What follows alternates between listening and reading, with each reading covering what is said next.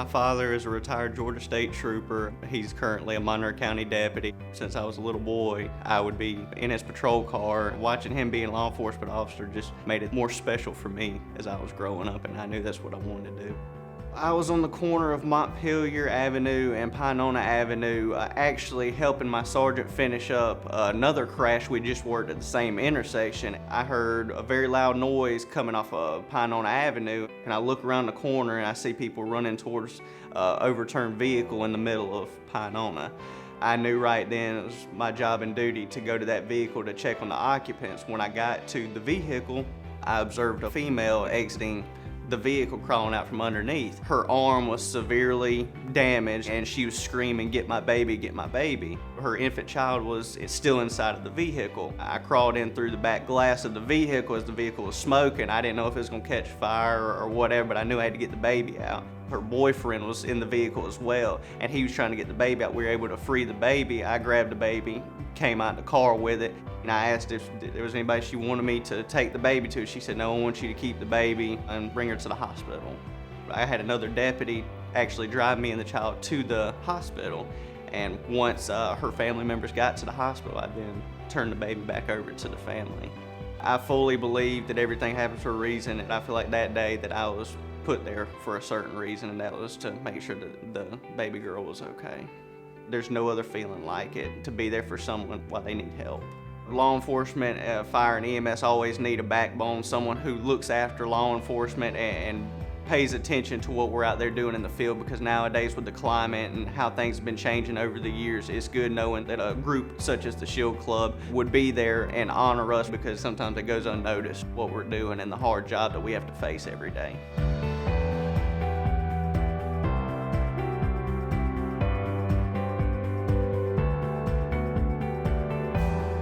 I was in the Marine Corps for 8 years before I came back here, and just I'm a passion to help people is what brought me back to law enforcement.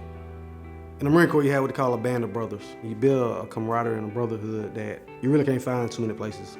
And I thought the next best thing for me to do to keep that same kind of brotherhood was to join law enforcement. I responded to the call of shots fired, got on scene, helped the units that were there controlling the area to make sure crime scene wouldn't get contaminated. At that time, the victim, his girlfriend arrived, and once she arrived, I guess they had some kind of disagreement with each other. I guess she felt that at the time, the best thing for her to do was to keep from things escalating, that she just wanted to end her life. So at that time, while I'm standing across the parking lot, close to Krispy Kreme, she was kind of in the parking lot of Checkers. I just take off into the middle of Pinona. It's just like a second instinct to me. I seen that she was trying to do something to harm herself, so I just took off running after her. And she almost got hit by a truck, so I kind of scooped up from the back and just kept on running across to the other side of the road. And she kind of was angry at first because I guess she felt that somebody was intervening in her trying to end her life. But after a while, when she calmed down and stuff like that, I think she kind of felt that that was the best thing for somebody to do, was to try to intervene and keep her here a little bit longer. If it was one of my family members or one of my close friends, I would want somebody to do the same thing for them. You don't want to have the doubts in your head saying that I could have did something, but I didn't. So I'd rather do something, and if it then comes out the way I wanted to, at least I know I can tell myself at night that I tried. I feel like the Shield Club is important to recognize and honor other deputies, fire, and EMS for the hard work that we have done over the past year, putting our lives in danger for total strangers. Not looking for a reward, but getting a reward kind of helps, you know what I'm saying, get a little pat on the back for you.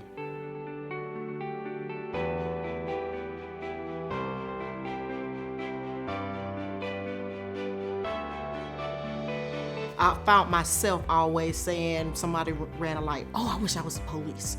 Or if I would see something happen, "Oh, I wish I was the police." I went and filled out my application, and 13 years later, here I am. I started out on patrol 2 years. I did 7.5 years in investigations. I was asked to be a backup for public information also. The job of public information is important to the public because we are letting the public know what has happened, and we're asking for the public's help also, because without the public, we wouldn't be able to do our job. We had an incident that was called Death Valley. It was reported that there was a party that was going on. There was gunfire. I responded to the first person that was shot. It was a scene out of a horror movie. You had people running everywhere. I could hear someone screaming, "Don't let him die." And that's when I see two individuals laying on the ground. So at that time, I started CPR.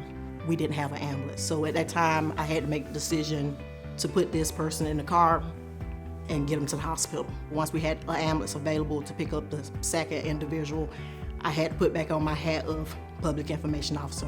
When I come to work every day, I treat people the way I want them to treat my family if they make contact with my family.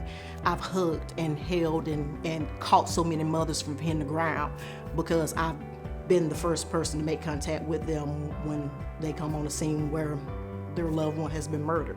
With me being that person, I get joy that I can be that person to comfort them because I have kids.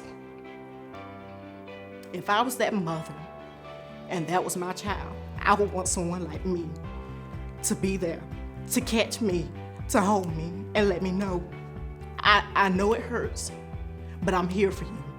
And we're gonna do everything we can to catch this person that did this to your child. I get pleasure out of being able to help somebody and putting information out to the public that will help bring somebody comfort.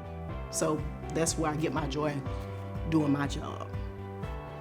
I think it's important to have the Shield Club to recognize what law enforcement does, because on days it's hard, we don't feel like we get recognized enough, but to have an organization that will pull together and let us know, hey, we're here for you, we see you, we hear you, that means a lot.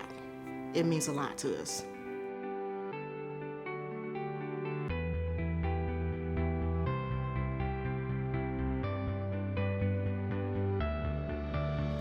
The bell hit right at 8, 9 o'clock. When we took lap on High Street, you can see it because the fire is maybe at least 20 feet above that house. It's going already.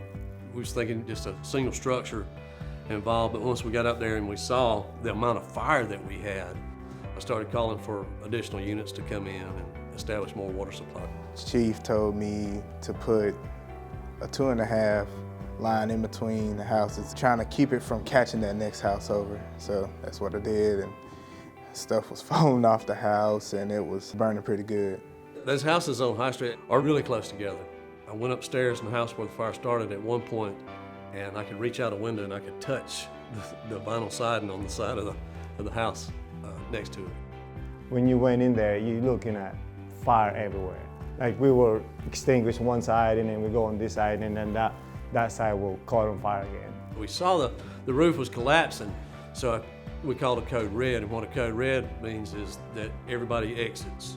We got everybody out of the house, and then it kind of like, okay, well, this one is safe to go back in.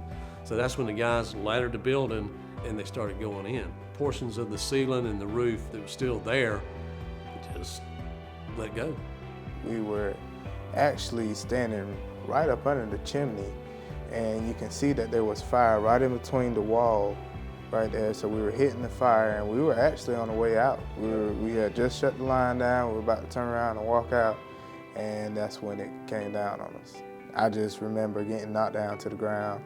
I was able to shake whatever was on me off, and I saw my sergeant laying there, but he was pinned. I tried to pull him out, but I couldn't pull him out by myself. His foot was trapped, and I couldn't get whatever was on him off of him. Called for help, and they were quick. They got up there so fast and worked and worked and worked until we can get him out. And 'cause, I mean, it was a scary situation.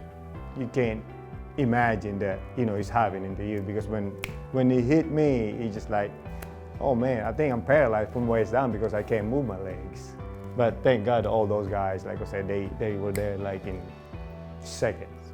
I say a little prayer before we go anywhere. I never think about that, but now I do it all the time now. So, just maybe guardian angel was looking after me that day. So I start doing it now every time we get a fire call or any calls. An organization like the Shield Club is really important, and it helps the firefighters and the police officers. They do a lot of community work that a lot of people don't even know about. But I have retired, but it feels so good to be recognized by an organization like the Shield Club. To have someone outside of your own organization to feel the same way that you feel about your guys, you know, it's a good feeling. Shield Club done a lot for my family, especially my daughter that's at UJ right now. She got a Shield Club scholarship throughout 3 years that she was there. And thank you, Shield Club. You guys are best.